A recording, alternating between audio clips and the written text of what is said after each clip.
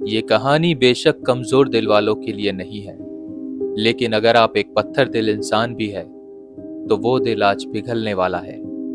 क्या हो अगर इंसानों को हमेशा जीने की ताकत मिल जाए, लेकिन उस अमरता की कीमत ये हो कि नई जिंदगी यानी बच्चों को जन्म देने की रोक लगा दी जाए। ये कहानी है एक ऐसे भविष्य की जहां इंसानों को अमरता मिल चुकी है, लेकिन अमरता की कीमत चुकानी पड़ती है। और वो कीमत है एक नए जीवन की कुर्बानी। एक ऐसी दुनिया जहां बच्चे पैदा करना अपराध है, क्योंकि अगर सब अमर रहे और बच्चे भी आते रहे तो दुनिया ओवर पॉपुलेशन से भर जाएगी। वैसे भी दुनिया सीमित संसाधनों से भरी है। इस दुनिया में इंसान अपनी इमॉर्टैलिटी के नशे में डूबे हुए हैं और इंसानियत धीरे धीरे मर चुकी है। और यहाँ हमारा हीरो या कहे एंटी हीरो आता है, डिटेक्टिव ब्रिक्स। वो एक ऐसे खास दस्ते का हिस्सा है जिसे कहा जाता है पॉप स्क्वाड, यानी पॉपुलेशन कंट्रोल स्क्वाड। इनका काम है गैर कानूनी बच्चों को ढूंढना और उन्हें खत्म करना।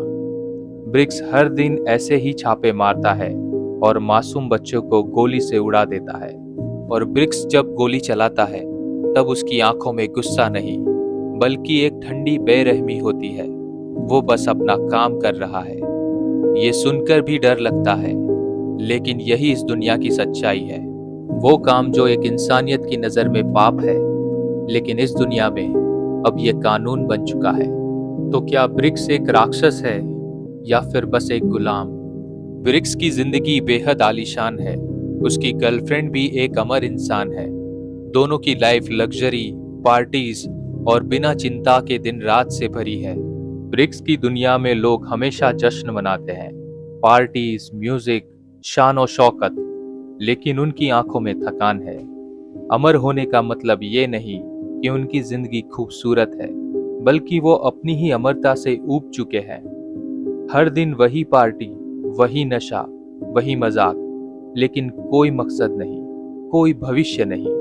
ब्रिक्स भी इन पार्टियों में जाता है, लेकिन धीरे धीरे ब्रिक्स की आंखों में खालीपन नजर आने लगता है, क्योंकि पिछले 200 सालों में बच्चे पैदा करने की वारदातें कुछ ज्यादा ही बढ़ गई है।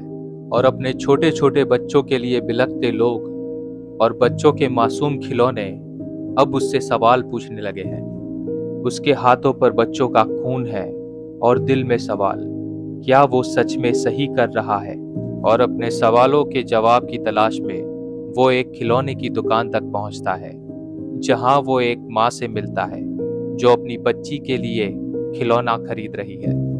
ब्रिक्स अपने डिपार्टमेंट में बिना किसी को बताए उसका पीछा करते हुए उसके घर तक पहुंच जाता है। उसका घर शहर से दूर कहीं सुनसान इलाके में किसी जंगल में है। एक टूटा फूटा मकान जहां से बच्चे की खिलखिलाने की आवाज आ रही है। ब्रिक्स के घर में जाते ही वो माँ अपनी बच्ची को डर के मारे गोद में उठा लेती है। वो उसे बताती है कि वो बस यहाँ पर शांति से रह रही है, किसी को बिना नुकसान पहुंचाए। ब्रिक्स भी उसे बताता है कि उसे डरने की कोई जरूरत नहीं है, वो बस उससे यहाँ कुछ सवाल करने आया है। ब्रिक्स उससे पूछता है कि वो लोग बच्चे पैदा क्यों कर रहे हैं, जबकि इस दुनिया में ये गैर कानूनी है।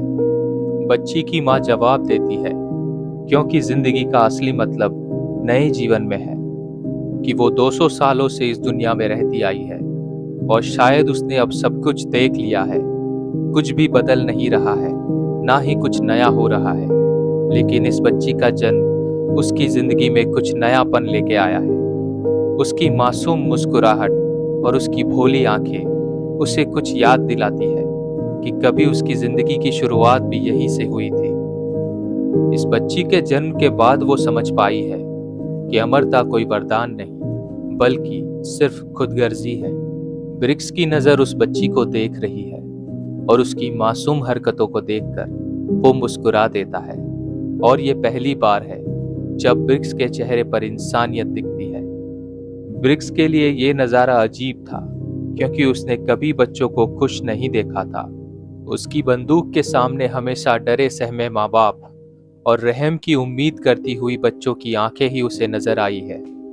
लेकिन पहली बार उसने एक ऐसा बच्चा देखा जो उससे डर नहीं रहा है, बल्कि उससे दोस्ती की उम्मीद कर रहा है। उसकी आंखों में पहली बार इमोशन जागता है, लेकिन उसका फर्ज ये कहता है कि उसे गोली मारो, और उसका दिल कहता है उसे जाने दो।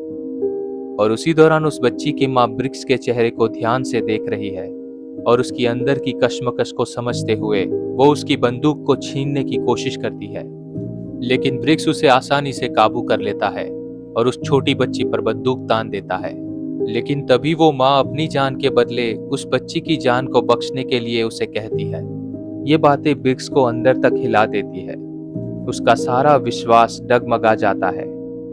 ब्रिक्स वहां खड़ा है, उसके हाथ में बंदूक है, सामने माँ और उसकी मासूम बेटी। अगर वो कानून मानता है तो उसे दोनों को खत्म करना होगा, लेकिन वो अपने दिल की सुनता है तो उसे अपनी पूरी दुनिया के खिलाफ जाना होगा। ब्रिक्स को अब शायद उसके सारे सवालों के जवाब मिल चुके हैं, और वो उन दोनों को जिंदा छोड़कर वहां से चला जाता है। लेकिन घर से बाहर निकलते ही उसका सामना अपनी ही एक कलीग से होता है, जो हाथ में बंदूक लिए उस घर की तरफ बढ़ रही है। लेकिन ब्रिक्स अब जानता है कि उसे क्या करना है। वो उस पर गोली चला देता है, जिसके बदले में उसकी गोली उसे लग जाती है। लेकिन उसकी आंखों में अब पहली बार सुकून नजर आता है, जैसे उसे मुक्ति मिल रही है हर उस अपराध से जो उसके हाथों हुए हैं, और उस श्राप से भी जो उसने वरदान समझकर पाया था। ये कहानी हमें सिखाती है, अगर इंसान सिर्फ जीने की चाहत में सब कुछ बर्बाद कर दे तो जिंदगी का असली मतलब खो जाता है। जिंदगी खूबसूरत है क्योंकि वो सीमित है, इसलिए जीने की चाहत रखते हैं। और बच्चे, वो हमारे सपनों की अगली कड़ी है। उनके बिना इंसानियत अधूरी है। आप इस कहानी से क्या राय रखते हैं, कमेंट बॉक्स में लिखकर जरूर बताइएगा। और लाइक, शेयर, सब्सक्राइब करना मत भूलिएगा। और हमारा ये चैनल बहुत ही जल्द 1000 सब्सक्राइबर पूरे करने वाला है, और आप सबके सहयोग से ये बहुत ही जल्द हो सकता है। मिलते हैं एक और ऐसी नई कहानी के साथ। तब तक के लिए आप सभी का धन्यवाद।